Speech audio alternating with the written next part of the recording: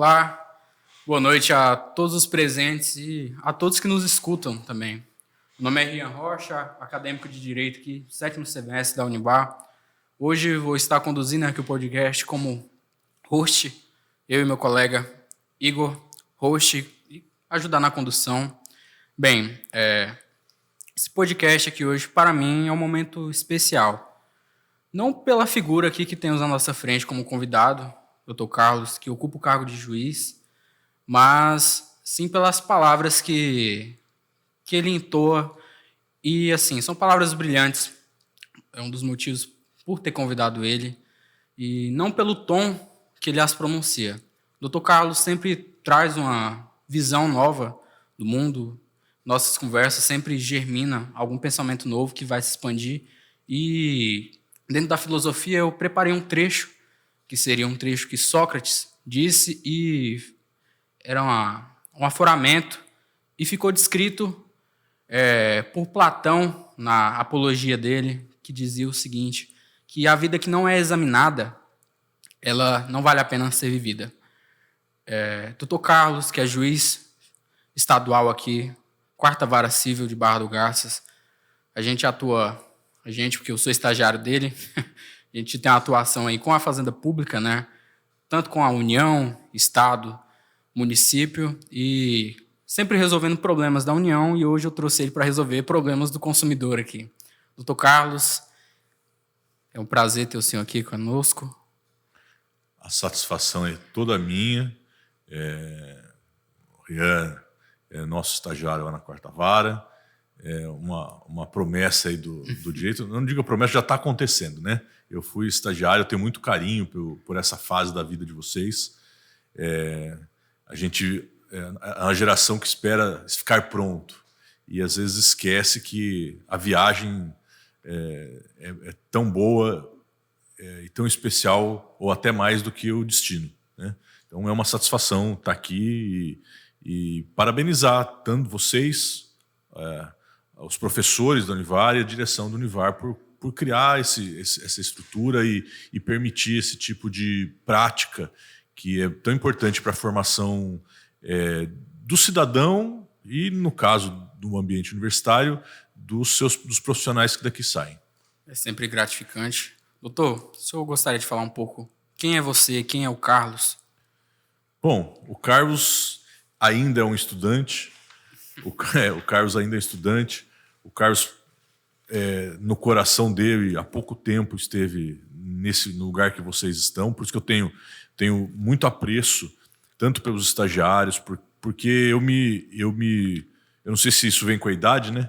Não estou com tanta idade assim, mas eu me realizo quando eu vejo o sucesso de quem se dedica, né? E no caso de vocês, que eu tenho mais proximidade lá do fórum, do trabalho, eu fico bastante satisfeito em ver o progresso e o aprendizado de vocês. Então, eu sou um estudante veterano em relação a vocês, nada mais do que isso, que tem mais alguma experiência. E no coração ainda acha que tem 25 anos e está na faculdade ainda. A formação é sempre continuada, né? Nunca acaba. Boa noite, Dr. Carlos. Boa noite. Gostaria de agradecer novamente a presença da Vossa Excelência. Nosso podcast hoje ele tem ênfase no direito do consumidor. Deste modo, nós gostaríamos que o senhor explicasse a respeito da prova diabólica. Como é a sua histórica e qual é a sua funcionalidade, a sua finalidade? Bom, a prova diabólica, ela é conhecida de outras tantas maneiras, né? E eu acho que é interessante a matéria probatória, ela é bem interessante de a gente analisar e refletir sobre ela, né? No caso, a prova diabólica, a prova impossível, ela está presente em diversos ramos no processo civil, né? Em diversas situações.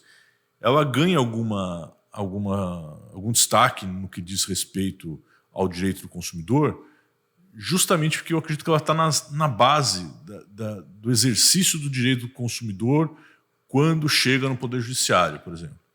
Porque quem tem o domínio das situações diversas normalmente é o fornecedor, né? Então, imagine a dificuldade que é para uma pessoa que tem um carro com um defeito interno do motor, descobrir o que está acontecendo, né? Então, seria praticamente negar acesso à justiça você querer que a pessoa faça a prova. Então, portanto, a gente entra no assunto ônus da prova, né? Na verdade, um jargão até, quem alega tem que provar, né? Então, a gente, considerando aquelas situações em que a prova é impossível, ou é demasiadamente custosa, às vezes não é impossível, mas às vezes é muito custosa, em dinheiro mesmo, porque você precisa de um apoio técnico para demonstrar alguma coisa que muitas vezes é complexo. É muito comum no caso da relação de consumo ser muito complexo. Então, você inverte o ônus da prova e determina que o fornecedor comprove o não direito, né, se for o caso. Um exemplo assim, bem cotidiano. Uma pessoa recebeu um cartão de crédito. Aí fala, eu não pedi o cartão de crédito. E digamos que a instituição financeira diga, pediu sim. Tudo bem, cadê o meu pedido? Basicamente é isso, porque eu estou dizendo que eu não pedi. Eu entrei com uma ação dizendo que eu não pedi. Como que eu provo que eu não fiz? Muitas vezes é difícil, né?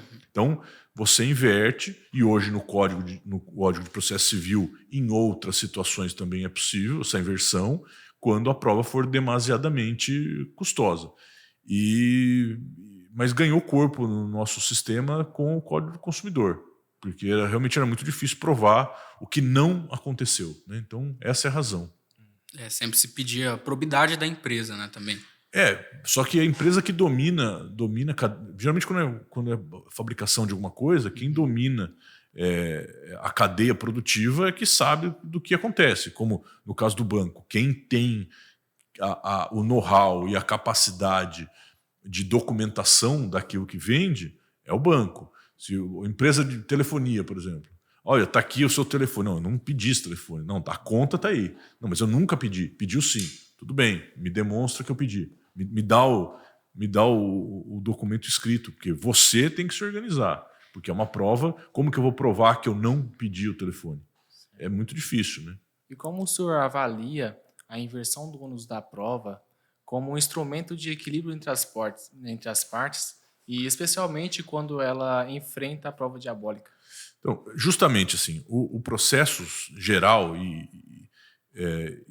o direito do consumidor quando está dentro do processo, o processo ele é mais do que nunca na nossa história processual, ela se desenvolve numa relação jurídica em contraditório, mas colaborativa, né? Então, cada vez mais o processo não é mais eu ganho um processo. Na verdade, ninguém ganha no processo, né? Então, nesse sentido, a prova é colaborativa. A justiça está muito mais preocupada que seja demonstrada a verdade do que dar ganho de causa para um ou para outro. Muitas vezes, dar ganho de causa para uma pessoa é perder como sociedade, né? Então, a prova, esse equilíbrio do ônus da prova, ele vem como uma mensagem, e muitas empresas estão entendendo a mensagem. A mensagem, por exemplo, conhecendo o seu sistema produtivo, que se houve um defeito, que se entenda com o consumidor sem a necessidade de processo judicial, né? É interessante, eu sou juiz, poderia pensar, ele defende quanto mais processo, não, quanto menos processo, melhor. Quanto menos processo judicial, é menos intervenção do Estado. Menos intervenção do Estado quer dizer que a sociedade está conseguindo conversar. Certo. Agora a gente sai desse assunto da questão probatória e começa a ingressar em alguns assuntos que são mais recentes. Superendividamento. Superendividamento, falando na história e no percorrer do tempo, é curto, é algo novo, né? Assim, a lei do superendividamento mesmo nasceu em 1990, mais ou menos nessa faixa. Eu trago o assunto para o superendividamento, e mencionando sempre o consumidor nessa relação aqui, em razão da experiência que o senhor tem mais. Hoje em dia, porque se nós formos pensar bem, essa vara da Fazenda Pública, tudo que gira em torno dela, questão de dinheiro, na maior parte, né, doutor? Principalmente se pegarmos execuções fiscais, são CDAs, as CDAs são dívidas oriundas, o Estado tem essa legitimidade de cobrar, e como que a gente vai conseguir provar algumas questões do superendividamento, como a pessoa adquiriu a dívida? Por exemplo, a má-fé do consumidor, a temeridade dele, né? Aquele consumidor que é um consumidor que dá dívidas da contumácia, arruma uma dívida atrás da outra. É possível, doutor, dentro do processo, a gente conseguir distinguir quando essa dívida nasceu de uma má-fé, de uma contumácia, de uma temeridade ou de um momento de vulnerabilidade desse consumidor? Por exemplo, o consumidor, eu posso até citar a galera do INSS, um aposentado mais antigo que não está compreendendo bem o que está acontecendo, acaba entrando num consórcio, no empréstimo consignado, e aí a ideia aqui é buscar a distinção. Tem como? O superendividamento, ele está dentro do... especialmente o superendividamento e a relação de consumo, ela tá dentro, esse assunto está dentro de um assunto muito maior que é o direito à informação. Né? Nós temos uma cultura, ou tínhamos uma cultura, me parece que está mudando, de o brasileiro não compreender a educação financeira. Né? Então,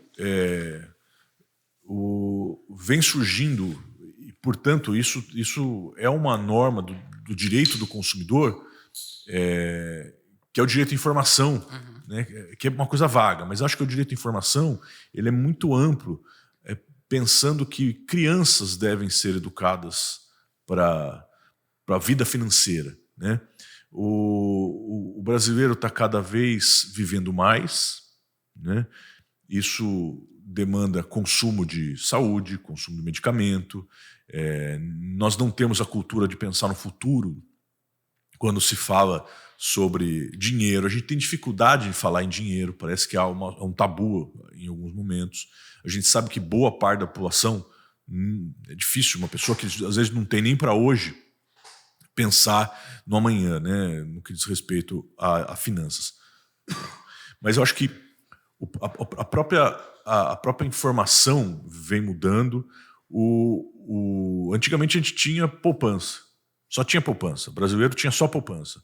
Hoje o brasileiro tem acesso, é evidente, desde que tenha dinheiro, né, que é o pressuposto, mas hoje a gente já tem, por parte do próprio governo, você consegue, acho que comprar títulos do Tesouro com R$50. Né? Não precisa ter montanhas de dinheiro. Às vezes R$10, R$20, a pessoa pensa num universo de 60 anos, né?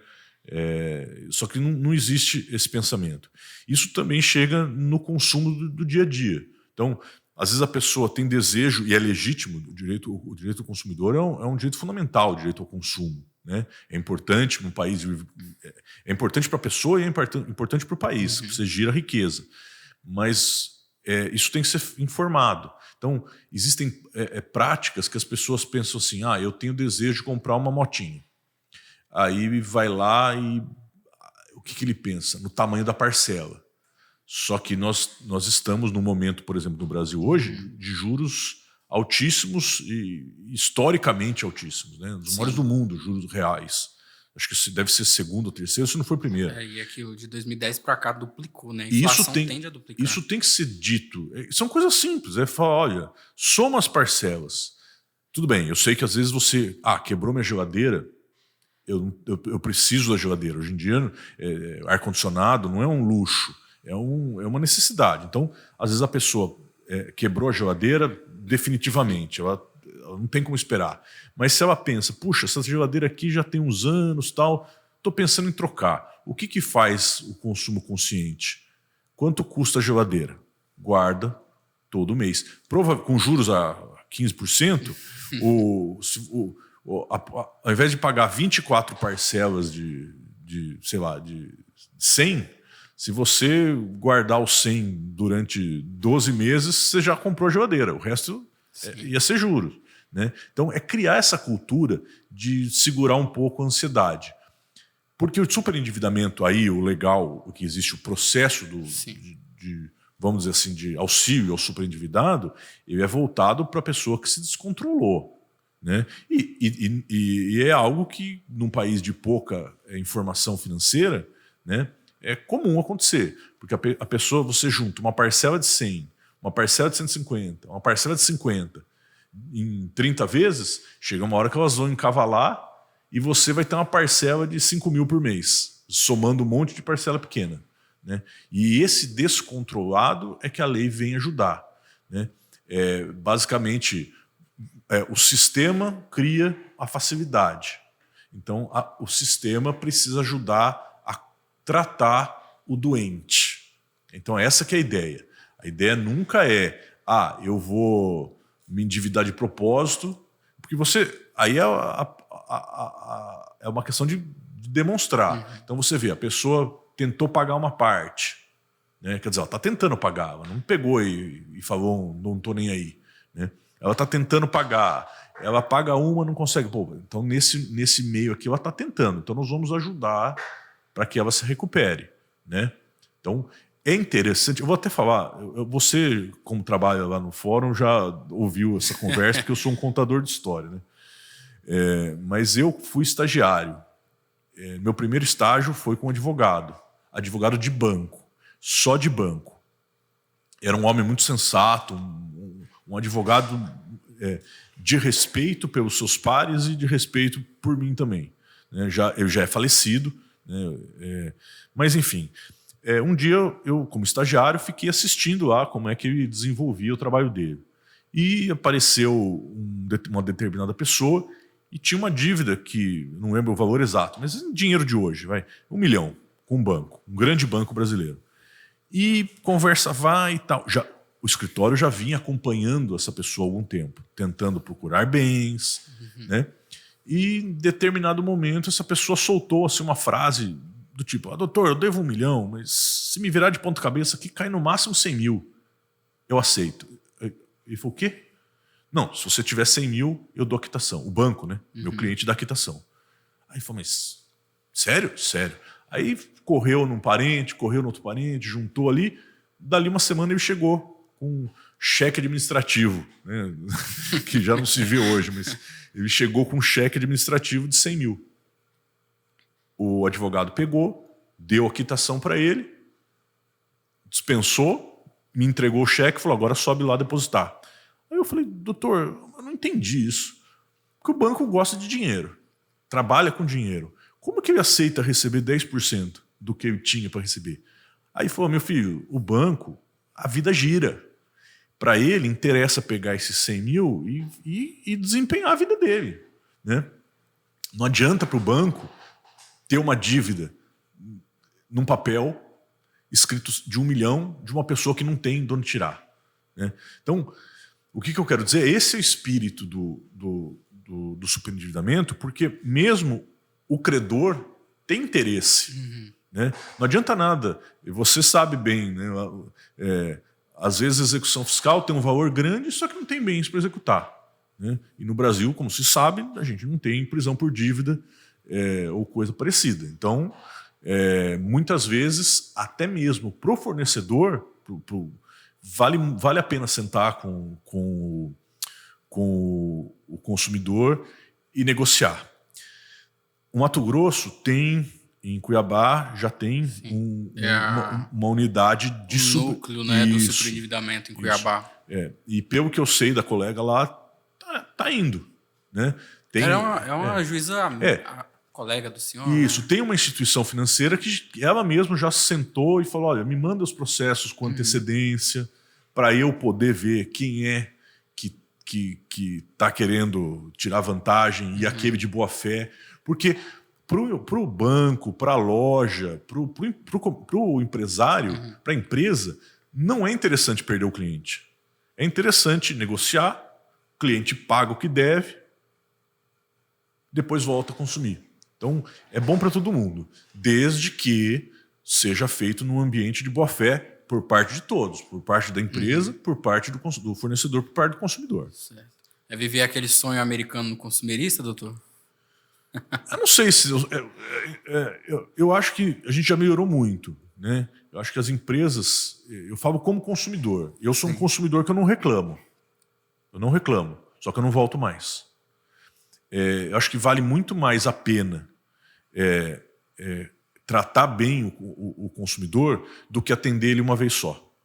Né? Então, por exemplo, vocês estudam no Univar, com certeza vocês vão no futuro voltar para fazer pós-graduação, para fazer, quem sabe, um mestrado. Então, é interessante em todas as relações humanas, não é só de consumidor, né? Porque mesmo uma universidade, a sua alma mater, né? Você vai criar, se já não criou, imagina, já tenha vínculos afetivos, inclusive, que são para a vida toda. Então, mas o que tem a ver com o consumidor? Tem tudo. Tem, ainda mais cidade pequena, você conhece, eu vou no supermercado, eu conheço o dono do supermercado, eu conheço o caixa do supermercado, você acaba criando quase que uma amizade, né? No mínimo um conhecimento, assim, uma coisa boa de se viver. A gente, antigamente, hoje não tem, já é difícil, né? Você saía de manhã, comprar um jornal, você conhecia o dono da banca, e parava na padaria comprar um pão, conhece o dono da padaria. Isso é relação humana, isso é coisa boa de morar numa cidade pequena. Embora mesmo em grandes metrópoles, no bairro, você acaba conhecendo todo mundo. Então, a relação do consumo não é só de comprar e vender. Né? Então, o consumidor que volta, e vou te falar, existem estudos que medem isso. Tem determinadas atividades que você vira um cliente para a vida inteira. Né? Por exemplo, eu tenho conta num banco que eu tenho conta universitária, quando eu estava na faculdade. E já lá se vão, gente do céu, quase 30 anos, né, de quando eu estava na faculdade. E a relação continua, porque eu sempre fui bem tratado, até mesmo nos momentos difíceis, que vida de estudante não é fácil. Né? Carlos, corre aqui, cobriu o cheque. Né? Nunca fui espizinhado por isso. Bem, agora, ainda no tema, né, do superendividamento, que acho que talvez esse seja o maior cerne que a gente tem aqui hoje, neste podcast, né? Mas agora é um pouco sobre desafios institucionais. O senhor é juiz do Sejusc daqui de Barra já tem quanto tempo, doutor? Uns 4 ou 5 anos. 4, 5 anos. Bem, estudando aí sobre o superendividamento e como isso é tratado, a gente vê que o Edson Fachin, inclusive, traçou alguns entendimentos, alguns conceitos sobre o superendividamento e diz que, assim, acontece uma despatrimonialização do direito civil, acontece uma repersonalização da norma e é levada em conta a teoria da miserabilidade em cima disso. Ou seja, quando a pessoa vai lá querer se livrar da dívida, ela vai ser tratada de uma maneira sempre buscando uma forma conciliatória, né? Então, ele sempre vai pode haver proposta de um recálculo do juro, né, diminuir, talvez pagar em menos parcelas, poder amortizar. Então, a ideia é não fazer que essa pessoa seja condenada à miserabilidade. Porém, ainda que eles aceitam até 30% do seu salário, que fixou nessa porcentagem aí de não ultrapassar isso, né, justamente pela teoria. Ainda, se a gente for verificar, nesse salário vigente que nós temos, 1.518, 30%, dá R$ 455, sobra R$ 1.002 para essa pessoa poder viver. Eu entendo que ainda está numa miserabilidade, né? Mas, quanto a isso, eu queria entender, no momento que o senhor consegue firmar cooperações com o município aqui, já firmou com Barra do Gás, já firmou com Pontal do Araguaia, como foi chegar até isso? O senhor teve que enfrentar algum problema para chegar nisso, para conseguir fazer que trabalhasse o Sejusc com as reclamações pré-processuais, juntar os municípios? Teve algum problema? O senhor enfrentou desafios para conciliar e ajudar, né, todos receberem? Porque todo mundo quer sair feliz no final do dia. Não, eu acho que dificuldade... Eu confesso uma coisa, que o Mato Grosso, não só Barra, mas o Mato Grosso, ele é um estado bastante promissor e um tanto... as coisas que são relativamente fáceis, porque nós somos um estado novo. Né? Nós somos um estado gigantesco no território, mas ainda íntimo, pequeno nas relações pessoais. Então, vou dar um exemplo. Eu sou de São Paulo. São Paulo você só vê o governador na televisão. Aqui, algumas vezes, inclusive o Sejusc da Saúde, ele estava presente no tribunal explicando qual era a parte que ele pretendia no Sejusc da Saúde, por exemplo, e explicando assim, uma relação muito próxima. Isso em tudo. Procurador-geral, desembargadores, juízes mais experientes, o próprio município, no caso de Barra do Garças, é um município que entende que o nosso alvo é comum, o nosso objetivo é comum. Nosso objetivo do judiciário, do município é o mesmo, que é trabalhar para a população, cada um na sua atribuição, na sua competência. Então, dificuldades dessa monta, não. A gente sempre tem algumas dificuldades financeiras, né? Pessoal, local, mas isso em tudo. Então, as dificuldades que existem na área da saúde vão ter na área do Sejusc, e acho que da saúde talvez seja prioridade, né? Mas nunca tive dificuldade, não. O que eu acredito que a gente tem, o direito é naturalmente uma área conservadora, né? No sentido de a gente tem institutos jurídicos, precisa tomar muito cuidado, porque quando você mexe num instituto, você acaba mexendo em outro. Por isso que ele tem que ser algo tradicional, né? Com calma. Uma unicidade, será? Não, é porque a gente, assim, você fala, nossa, o novo Código Civil, o novo Código de Processo Civil, já não é novo, mas é novo. Em direito, 20, 30 anos é novo. A nossa Constituição é nova nesse sentido, né? Então, a gente tem que mudar, quebrar algumas barreiras, que são até algumas, assim, do subconsciente. Vovó pensaria assim, Rian vai se formar para brigar na justiça. Aí os nossos avós acho que pensavam a gente brigando dentro do fórum. O sistema de justiça é muito mais do que o fórum. É muito mais do que o fórum, né? Dos causos que você já deve ter ouvido. Eu já fui participar de um processo seletivo numa empresa de auditoria tributária com escritórios em 120 países. A primeira coisa que me disseram você não vai pisar em fórum, porque a gente vai resolver fora do fórum. Por quê? Porque a justiça, isso eu não estou inventando, o processo ele se move pela necessidade. Então, o processo judicial não é regra da vida das pessoas, é exceção. Então, você usa outras formas, seja sentar amigavelmente no Sejusc, seja sentar amigavelmente para resolver a questão do superendividamento, seja mutirão fiscal. Tem outra, essa atividade do superendividamento não é novidade. As empresas de proteção ao crédito já fomentam isso, né? Tem feirão há muito tempo, né? Que as empresas chegam, porque elas têm. Na verdade, os grandes capitalistas, eles sabem que vale a pena sentar e negociar. Porque a vida tem que seguir. Você vai ficar atrás de uma dívida até quando? Então, eu acho que nesse sentido é mudar o pensamento. Mudar o pensamento dos... E eu vou te dizer, o Sejusc de Barra, ele está entre os 5 mais produtivos do Estado. Dentre esses 5, já em algum tipo de medida, já ultrapassou, em algumas vezes, até a comarca da capital.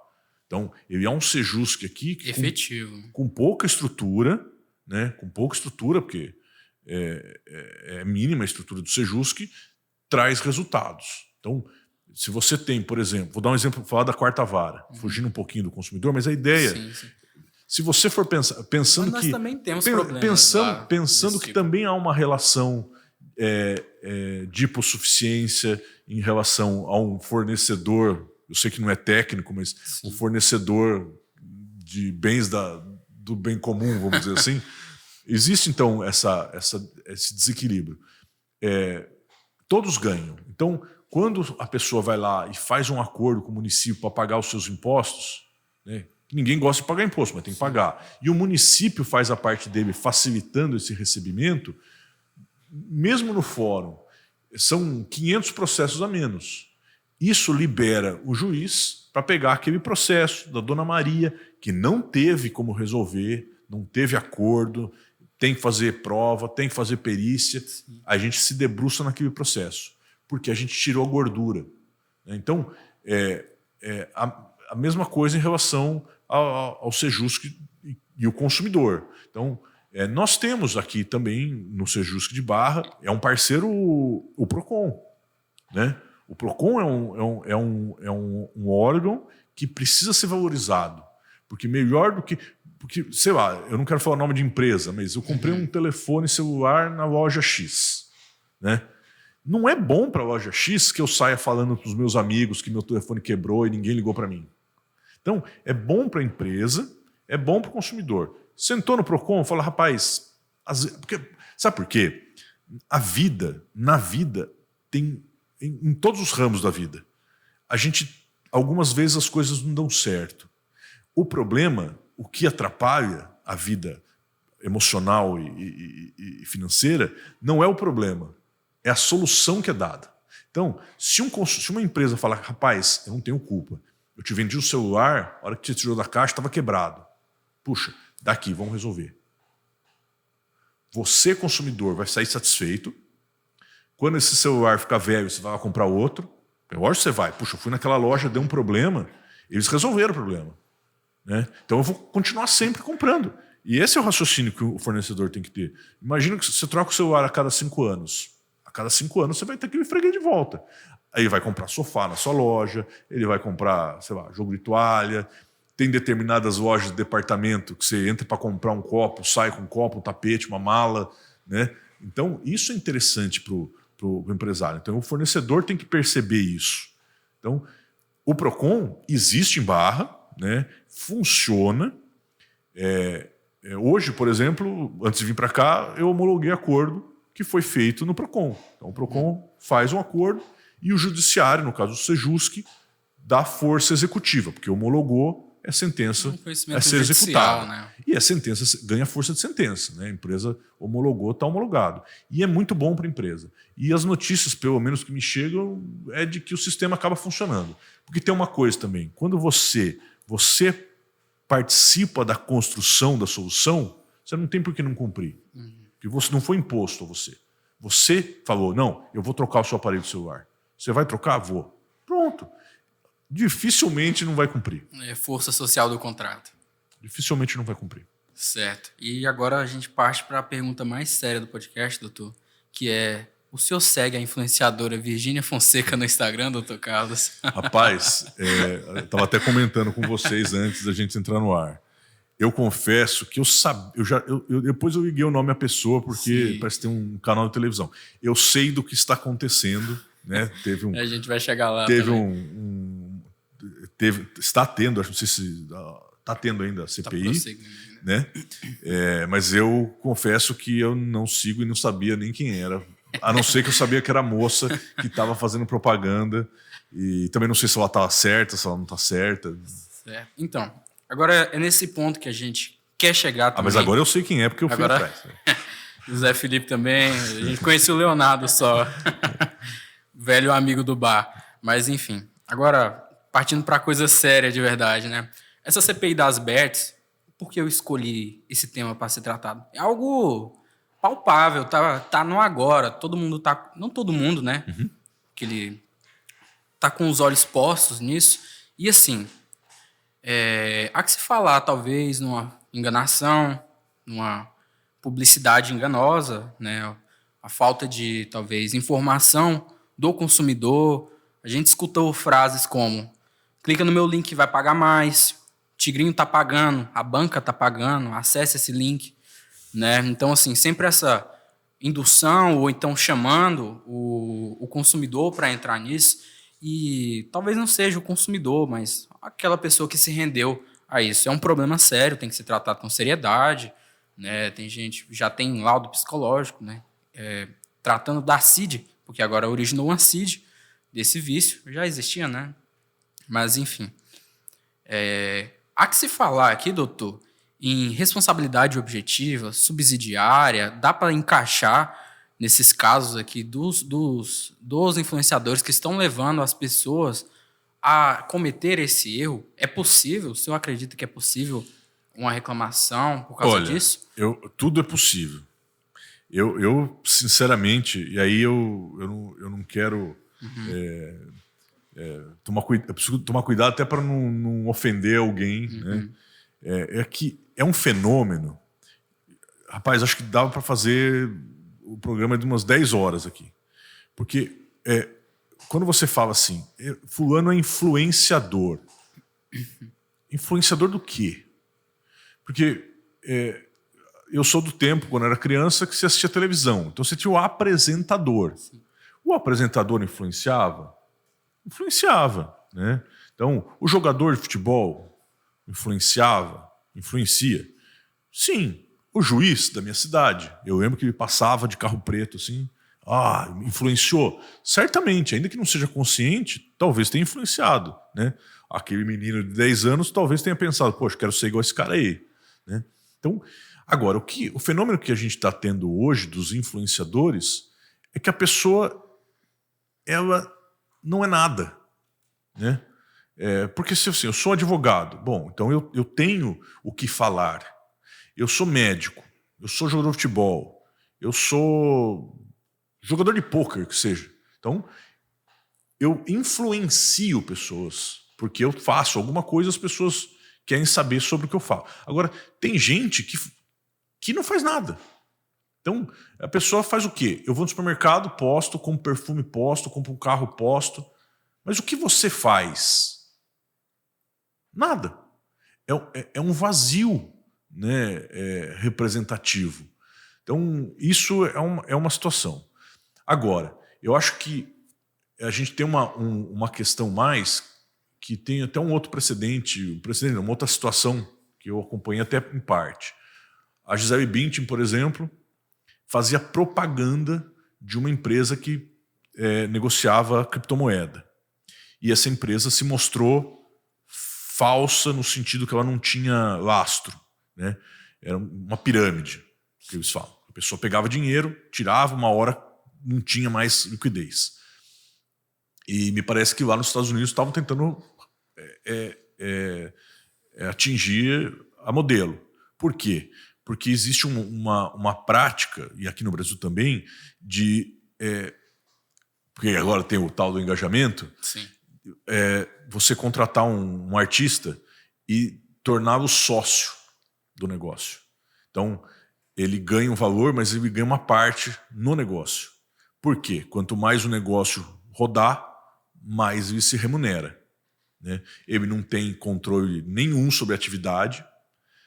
E aí entra a questão, porque tudo pode. Eu acho que não é nem questão de influenciador. Eu acho que qualquer profissional, mesmo na boa e velha propaganda de televisão, se um artista sabe que um produto é perigoso, que um produto é tóxico, que um produto foge do razoável, né?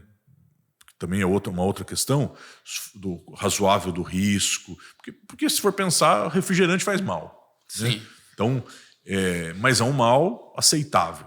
É o excesso que mata, lembra? Então, você poderia responsabilizar o artista que fez propaganda do refrigerante? Então, eu sou corredor e faço propaganda do refrigerante. É incompatível, né? Então, teria sentido. Eu acho que é um pouco do que se fala do...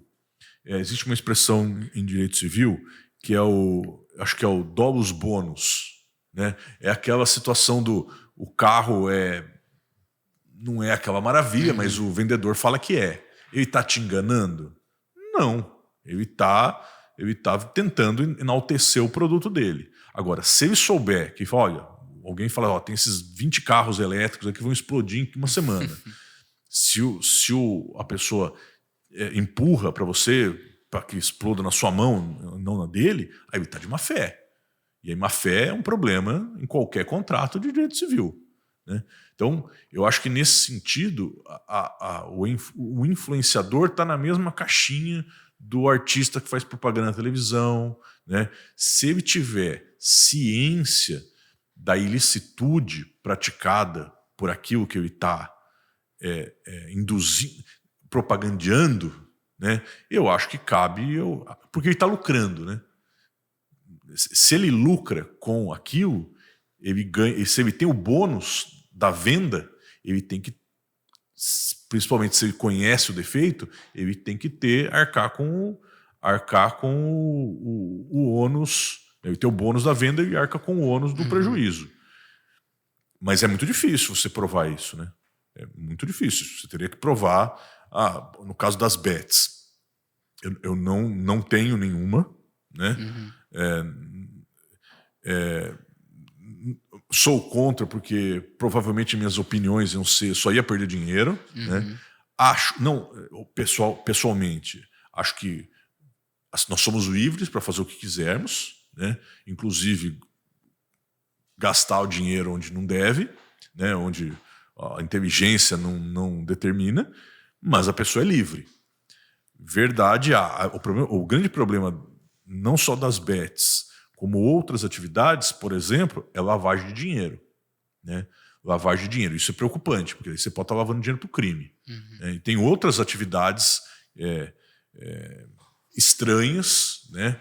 Que às vezes é difícil você mensurar o honorário de alguma coisa, show de alguma coisa, de algum artista cachê, mas está aí, né? Não pode parar também a atividade. Então, eu acho que deve ser regulado como está sendo.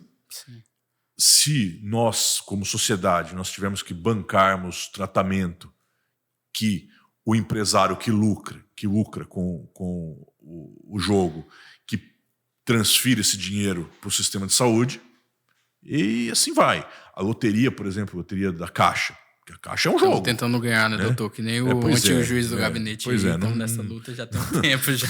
Nesse concurso eu não passo. Mas enfim, a Caixa...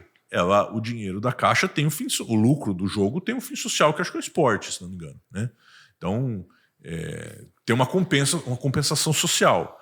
Porque a Caixa mesmo, se você for lá e gastar o seu salário inteiro na Mega Sena, também não é uma coisa boa, né? Então, me parece que a atividade ela tem que ser responsabilizada na medida que ela, no caso do artista, que é essa moça que eu confesso que eu não sei se ela... Não tem nem como opinar se ela está certa ou não. Mas, assim, se ela lucra com o negócio, se ela ou qualquer uma souber da fraude, se houver fraude, nem também não sei se tem fraude, se houver da fraude, ela naturalmente se responsabilizaria. Demora um tempo para a gente conseguir encaixar as peças do quebra-cabeça, mas eu acho que sim. No final das contas, abriria sem óbitos, óbitos, talvez. Imagina, determinado pessoa famosa aqui de Barra do Garças. Ela é procurada por uma loja que vende colchão. E o cara fala para ela assim, seguinte, eu vou te dar tanto, a gente precisa vender logo esse colchão aí, você senta nele, em 30 dias ele vai pro lixo. É uma porcaria, mas vamos enganar o povo. Aí você vai lá, olha, esse colchão é uma maravilha, eu tenho em casa, durmo que é uma maravilha, faz 20 anos que eu tenho e nunca afundou. Isso é mentira. Você sabe que é mentira. Talvez você se responsabilize junto, mas ainda é muito cedo. Eu nunca vi uma situação dessa. Ainda sobre os influenciadores lucrarem em cima sobre essas bets, tem um influenciador ali, é o Felca, até então um dos piores inimigos da Virgínia. Ele que testa os produtos delas e dá a real opinião. Há um corte na rede social dele sobre que uma bet ofereceu para ele. As bets chegam a oferecer a 1 milhão por mês só para essa publicação e ele não aceitou. E uma coisa que ele falou que me chamou muita atenção, queria tirar uma dúvida com o senhor. Quando ele, por exemplo, se ele aceitasse, ele não estaria divulgando para, por exemplo, um grande empresário. Ele estaria divulgando para um pequeno coitado que tem ali sobrando no seu mês 50, 60 reais. E ele anuncia, está pagando muito, esses 60 reais seu pode virar 1.000, por exemplo. O que poderia se encaixar, por exemplo, em alguma relação de consumo? Será que esse pobre coitado ele teria alguma proteção jurídica quando ele entra naquele link que ele joga, mesmo assumindo o risco, por exemplo? Eu confesso que eu não tenho conhecimento se algum tribunal superior já se manifestou sobre isso. Mas para mim é claro que é relação de consumo. É diversão. Se você for na no bingo, jogar bingo da igreja, na quermesse, já tem uma relação de consumo aí. Né? Uma relação de honestidade, principalmente. A questão é em que medida essa proteção e como provar isso. Né? Porque, assim, se você for pensar, uma coisa mais próxima que a gente tem, a loteria da Caixa, no final do ano, põe um artista, que geralmente é o mesmo, um ator que eu não lembro o nome agora, que ele enaltece que todos os sonhos podem ser possíveis. E eu vou dizer para você, acho que todo mundo sabe, não é qualquer um que ganha a loteria, né? É mais fácil você com um avião cair na sua cabeça. Pois é, do que ganhar a loteria. Então, se você pensar, ele está vendendo um sonho quase impossível. É que também tem uma coisa, a gente precisa elevar o nosso nível, de todos nós, para que o direito do consumidor não vire uma tutela de pessoas que não refletem sobre a vida. Né? Então, precisa escrever na faca que ela corta. Óbvio que ela corta. É perigoso ter uma faca nas mãos? É uma relação de consumo quando você compra a faca? Mas espera aí. Qualquer criança sabe que se você passar a mão na faca, na lâmina vai cortar. Então, a gente não pode ter uma cabeça de que o Estado vai tutelar. Agora, eu acredito que o Estado, não só o Estado, porque é muito Estado, a própria dinâmica desses jogos, eles precisam se autorregular, e se eles forem inteligentes, eles se autorregulam logo, antes que alguém faça, né? Para que tenha alguns parâmetros. Por exemplo, eu não sei, eu não tenho conta em nenhuma bet. Já acho estranho chamar bet. Bet para lá parece uma mulher, né? A bet chama bet. Mas assim, imagino, na hora de abrir uma conta, o sistema, mesmo que seja de inteligência artificial, reconhecer se é uma criança que está tentando abrir, né? Porque no banco você faz isso. Declaração de renda. Quanto você ganha? Eu sou comprovação de renda. Né? Não sei nem se tem espaço jurídico para isso na regulamentação, porque eu não conheço a regulamentação. É um documento pessoal também, por exemplo. Por quê? O próprio sistema pode... Vou dar um exemplo. Se eu tentar pedir um cartão desses Ultra Platinum Premium Plus, que existe. Tem cartão que você tem que ter 30 milhões investido para ter o cartão. Que senta no aeroporto, faz o que você quer no aeroporto. Tem VIP para lá, VIP para cá. Quando eu peço esse cartão, o banco não acredita em mim. Ele vai ver se eu tenho para bancar isso. Então, de certa maneira, as bets poderiam criar um sistema de quem é você? Eu sou do Cade Único, eu sou Bolsa Família. Ótimo, eu vou autorizar R$10 para você por mês. Você é o quê? Eu ganho 10 mil, para você eu autorizo 1.000. Né? Porque o jogo é um problema. Eu conheço caso de pessoa conhecida, não daqui, lá em São Paulo, que a pessoa perdeu uma casa, uma fazenda, um estabelecimento comercial na mesa de pôquer. Né? Mas é proibido? Sim, é proibido, mas as pessoas jogam. Né? Então, eu acho que isso deve ser debatido. Não sei se proibir é o melhor caminho, porque o ser humano vai dar um jeito, o ser humano tem coisas na vida que a pessoa gosta de fazer uma coisa torta. Né? Então, provavelmente, se for proibido, vai ter o clandestino, porque a internet é terra quase de ninguém. Né? Bem, agora dando início aqui já a última questão. E aqui é a questão já de publicidade, responsabilidade civil e analogia ao cigarro. Até onde vai essa extensão do direito do consumidor no cigarro? Bem, não é segredo que no Brasil adotaram já a lei antifumo, né, em alguns ambientes fechados, órgãos públicos. Em alguns países eles tomaram medidas mais drásticas. Por exemplo, na Irlanda, os pubs são de conhecimento da Irlanda, era um cartão de visita da Irlanda, foi proibido. Para quem assistiu Peaky Blinders vai saber o que é um pub, né? Na Suécia, os cigarros já assumiram das vias públicas, já tem um bom tempo, mas, por exemplo, o Paquistão até 2004 as pessoas fumavam dentro do serviço público, inclusive. Né? Em 2005, ele entrou com a OMS, e agora eles têm essa participação aí do controle ao tabaco. Né?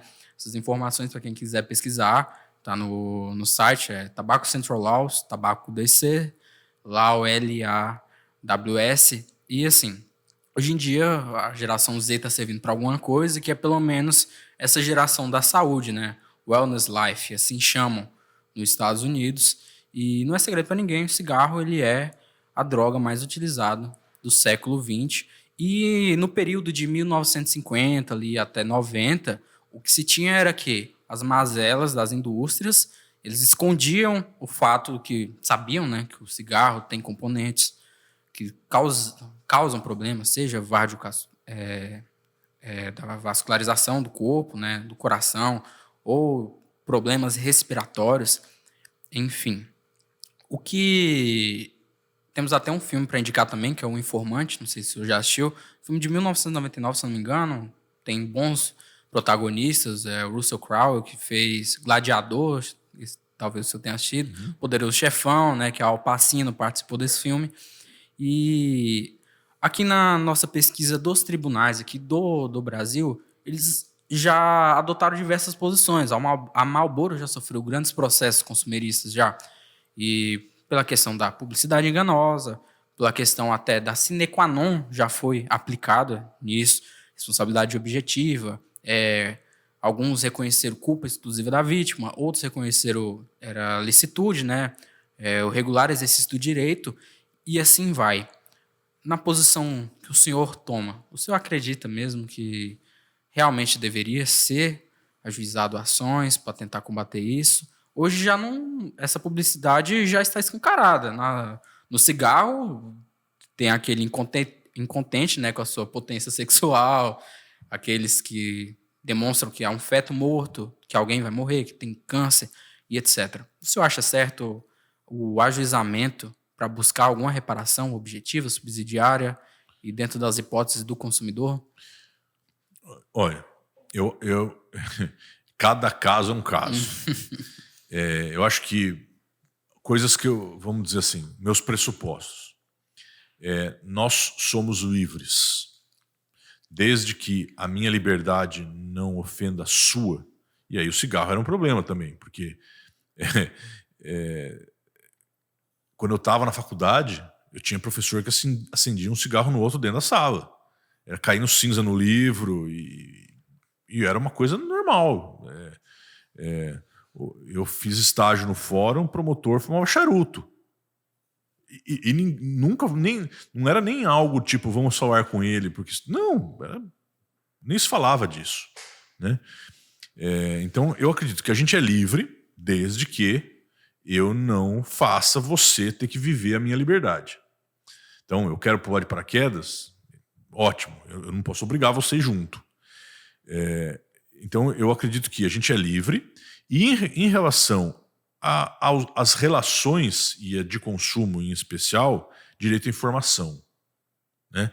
Então, se eu tomo um medicamento, se eu consumo uma água mineral, se a fábrica de água mineral sabe que tem um produto tóxico na garrafa e não me conta, é uma coisa. Outra coisa é a mídia já está divulgando há bom tempo, e inclusive o fabricante da garrafa não rebate, que a água é prejudicial. A partir daí é escolha. Mas eu pago o preço. Porque isso tem um monte de coisa. Andar de carro é perigoso, andar de moto é perigoso, andar de avião é perigoso, comer açúcar. Dizem que o novo cigarro é o açúcar, né? O açúcar mata, consumo de açúcar mata, consumo de ultraprocessado mata. E vou te falar, é só você ler o jornal que você vai ver, todo dia tem uma matéria sobre alguma coisa. O Brasil é o segundo país mais obeso do mundo. Seria justo processar a fábrica de açúcar? Porque assim, existem... Eu não estou comparando, não é óbvio que cigarro não é igual ao açúcar, mas alguém pode falar, tá, o açúcar causa obesidade, mas a gente precisa consumir um pouco de açúcar. Ótimo. O cigarro não tem um pouco de cigarro que a gente precisa, né? Mas eu acho que o mais importante você sabe o que você está... Porque senão a gente fica tendo um Estado que fica tutelando crianças barbadas, né? Então, você sabe, ótimo. O governo fez divulgação de monte sobre... Eu não sei como é que está correndo, por exemplo, a McLaren. A McLaren, eu acho que agora é o carro de corrida. Bom, é só ver, o carro do Ayrton Senna era todo pintado de Marlboro, quando estava na McLaren. Então, era uma coisa... E era interessante, porque quando o Brasil saiu na frente nesse assunto. Quando vinha para o Brasil, eu lembro que teve uma disputa entre o Brasil e a FIA. Porque isso é ótimo, está escrito Marlboro no carro da McLaren, para correr no Brasil tem que tirar. Aí ficou só a cor, todo mundo sabia do que era, né? Mas não podia estar escrito Marlboro. Eu acho que como política pública foi positiva. Acho até que a indústria de cigarros deveria indenizar o Estado para manter o sistema de saúde. Porque isso tudo, moto, né? Pessoal, hoje tá polêmica em São Paulo, está tendo mototáxi, né? Se pode ou não pode. Tem gente que defende que pode, tem gente que não defende que não pode. O Uber e a 99 querem, né? E aí tem gente que é contra. Por quê? Porque é um risco excessivo. Um motociclista, você pegar carona. Aí alguém fala, tá, mas você não põe a namorada na garupa e sai dar uma volta? Também tem risco. É uma opção. A questão é, por exemplo, no caso do mototáxi lá em São Paulo, que tem muito mais trânsito que aqui. Se eu fosse o legislador do município, eu falo, tudo bem, eu vou autorizar, só que tem que ter seguro. Porque a hora que cair, você não é obrigado a andar de mototáxi. Você anda se você quiser. Mas a hora que você cair, você não vai cair no sistema público de saúde para arrumar essa perna. Eu vou usar o seguro e estaria resolvido, né? Só que aí, o capitalista não quer arcar com isso. Quer jogar nas costas da sociedade. Essa é a questão. Então, o capitalista vende cigarro e o Rian e toda a sociedade vai ter que bancar o hospital público se essa pessoa ficar doente. É difícil, às vezes, ligar o nexo de causalidade. Não é tão simples, né? Que a pessoa pode falar, ótimo. Por exemplo, viver na cidade de São Paulo. Parece ouvir... Cada um tem um número. Sim. Diz que um dia na cidade de São Paulo é a mesma coisa que fumar 5 cigarros. Então pode dizer que você tem efizema porque você morou a vida inteira em São Paulo. E nunca foi fumante. Então, essa é uma outra questão. Mas o que eu acho mais importante, coisas como vocês estão fazendo. Discutir, né? Porque a sociedade, quando debate, ela traz à luz algumas ideias, né? Mas eu acho que é possível o sistema judiciário brasileiro é possível tudo, né? Não sei se é verdade, então eu quero aqui fazer o registro, que eu não sei se é verdade, porque a internet tem de tudo. Eu vi um grupo aí de juízes que noticiaram uma ação trabalhista, uma mulher pedindo licença maternidade porque tem um bebê reborn. Isso eu vi também. E aí rodou, parece que a pessoa desistiu da ação. Mas só o fato de alguém pensar em propor um negócio desse, repito, não sei se é verdade, mas se for, mostra que é uma sociedade que precisa sentar e conversar, né? Bom advogado que comprou a ideia, né? Não sei se é verdade, né? Mas se comprou, foi lá devolver depois. Usou do direito de arrependimento. Tem uma última ideia nesse rumo aí que, cara, teve um trabalhador em home office que pediu indenização de acidente de trabalho da empresa porque o cachorro dele mordeu ele dentro da casa dele e ele pediu um acidente de trabalho e falou que a empresa tinha que ter notificado que os animais dentro da casa dele poderiam machucar ele. Esse tipo de flexibilização. Papel aceita tudo, que né? a gente vê aqui, né? Mas eu acho que é importante a gente usar do sistema de conversar mesmo, de preferência fora das barras dos tribunais, e solucionando as nossas. Tem a desembargadora Clarice, que foi presidente do tribunal, ela falava assim: não, você não tem problema. Você tem um desafio. Então é isso, é sentar e superar os desafios. Doutor, o senhor que já ocupou nosso cargo, né, já foi estudante, com as suas palavras, o que o senhor tem a dizer para aquele estudante, aquele acadêmico de direito que está indeciso se ele segue ou não com a vida jurídica, se aquela pessoa que, poxa, será que eu estou fazendo direito? Mas será que é o direito que eu quero outro curso, quero fazer para a área de saúde?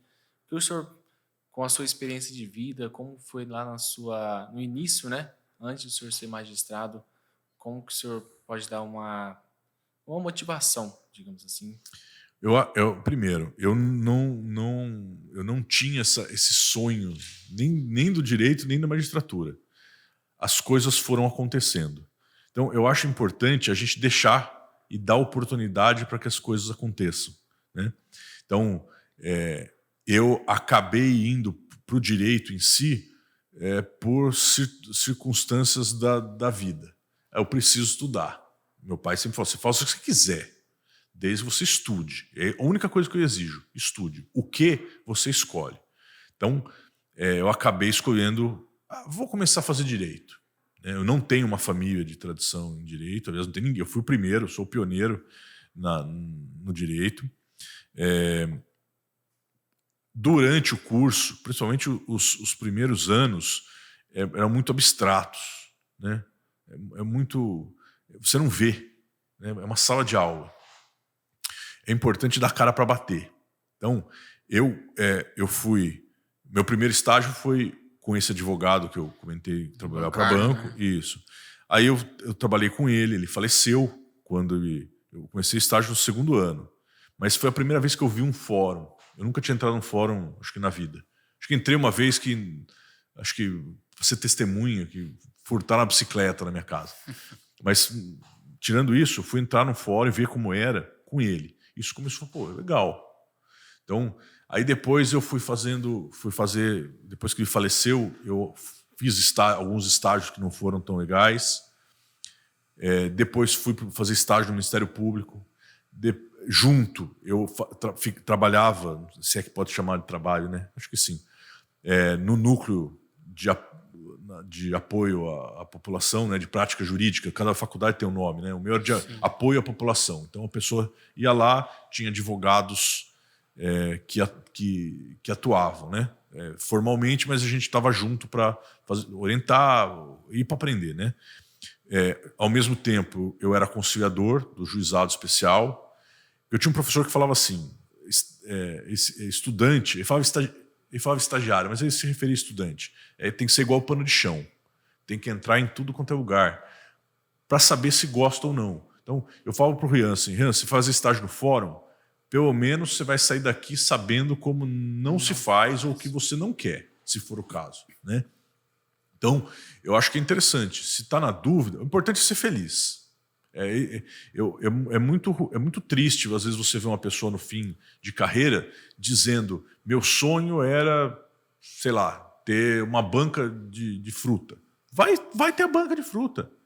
Eu conheci um médico formado que tinha uma quitanda. Aí você fala: puxa, mas médico, né? Uma profissão tão nobre, né? Talvez a mais nobre das profissões, salvam vidas, né?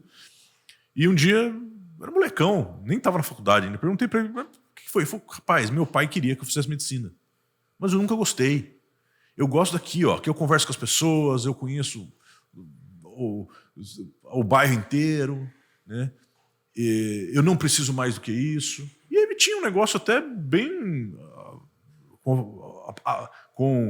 externava sinais de alguma riqueza. Tinha um carro legal, uma casa de classe média.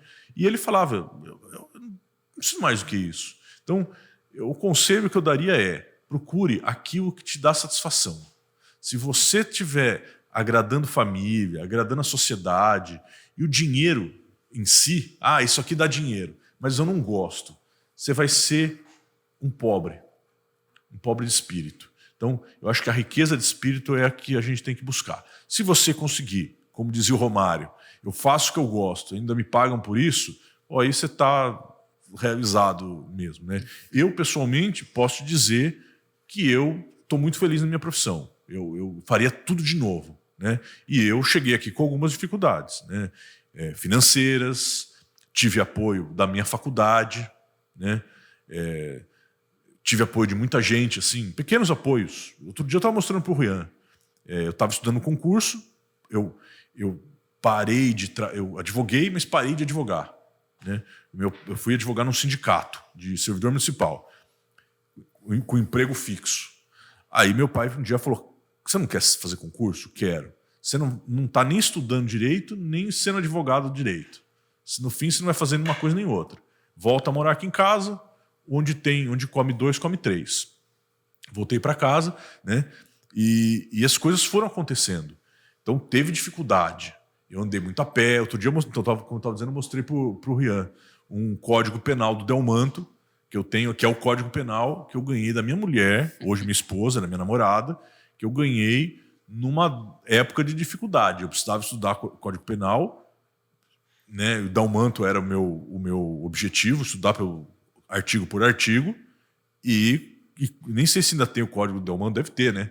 Mas com certeza hoje custaria uns 400, 500 reais, coisa que eu passava um mês com metade disso, né? Então, ela trabalhava, ela me deu de presente. É um apoio.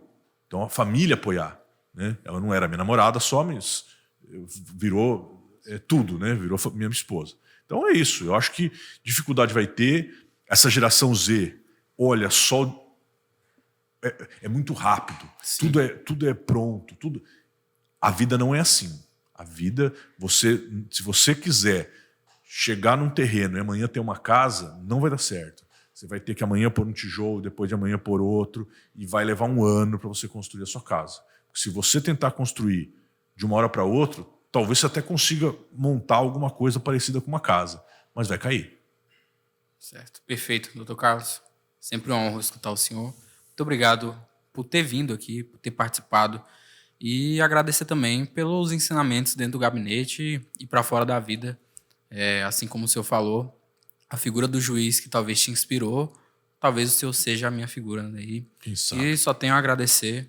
Muito obrigado pela presença, e no futuro aí vamos fazer outra aí, antes de encerrar aqui. Eu quero agradecer vocês que me convidaram, a universidade, além de agradecer, parabenizar, porque eu acho muito interessante essa interação.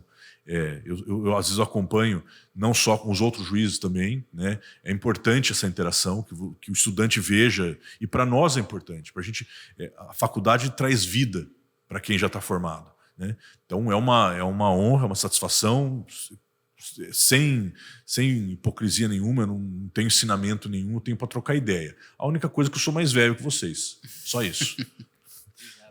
Tá bom? Eu que agradeço.